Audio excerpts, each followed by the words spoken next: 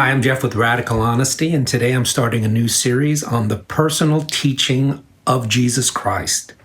Now, what I mean by personal teaching are the teachings of Jesus that applies to you and I directly. Because the teaching of Jesus, actually, there's many different categories. There's the program teaching of Jesus that one day I might cover. There's the self-identification teaching. Who in the world does he say he is? And then there's this personal teaching, okay? Ethics, but more than that. Now, in order to understand the categories of personal teaching or teaching that applies to you and me, I kind of like to think about it in three different categories. What do I mean three different categories, Jeff? Well, first there's the sort of gracious accepting categories. The verses we like, okay? Sort of like, come all you who are heavy laden, I will give you rest. How many of you need rest, okay? These are the benefits that we have in Christ, the gracious benefits, the good things, the things we like, okay? But there's a second category, and this is the second main category, okay? It's sort of like the guidelines, directions, the sort of line in the sand that Jesus often talks about, especially in the first three Gospels, Matthew, Mark, and Luke, okay?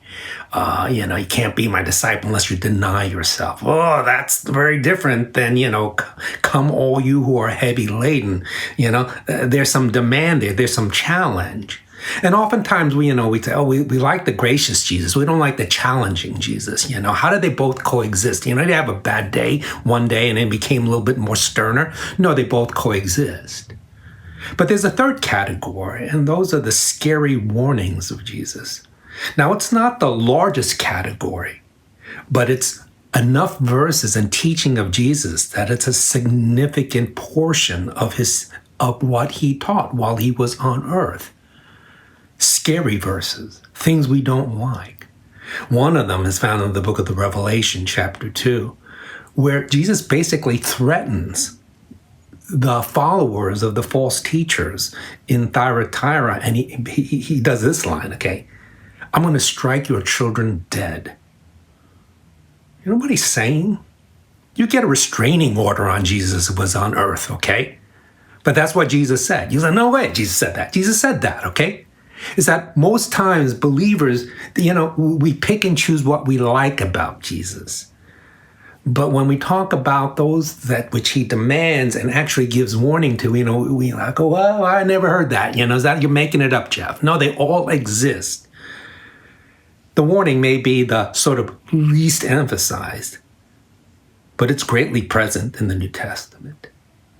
Now, how do these three exist? The gracious, accepting teaching of Jesus, the sort of guidelines and challenge and line in the sand Jesus, and then the warning, scary Jesus. How do they coexist? Because oftentimes people say, that's only one can be true at any time. No. In order to understand the teaching of Jesus, you have to understand that all three, when it refers to the personal interaction, what he demands and asks of us, exist at the same time. Show me, illustrate it, Jeff. Well, if you don't know, I have a heart condition, and I got a boatload of medication that I take, okay? The latest one I've been given is something called Jardiance, okay? It's a diabetic pill, but it's given for people with weak hearts so that, you get a better chance to survive. Actually, studies have shown that you get a 1/3 better survival rate if you take it. Now, with this medication, what's very interesting is that there's really good benefits to it. Yeah, it's really good for you, Jeff. Take it. Okay, I'll take it. But the second one is that there are directions. It's good, like the gracious, accepting teachings of Jesus, but there's specific directions to this Jardiance. I gotta take it once a day. I can't say, well, I only take it when I feel like it. Or, if I miss a week, I'll take 7 pills the next, after those 6 days I miss, and it'll catch up. No, it doesn't work like that. You can't make your own directions. And that's like the teaching of Jesus. We all like the gracious accepting. When it comes to directions and challenging, that's a little bit more difficult. We say, no, Jesus is all accepting, all gracious. He takes me as I am, Yeah, he's very, very gracious. It's all free. But there are directions.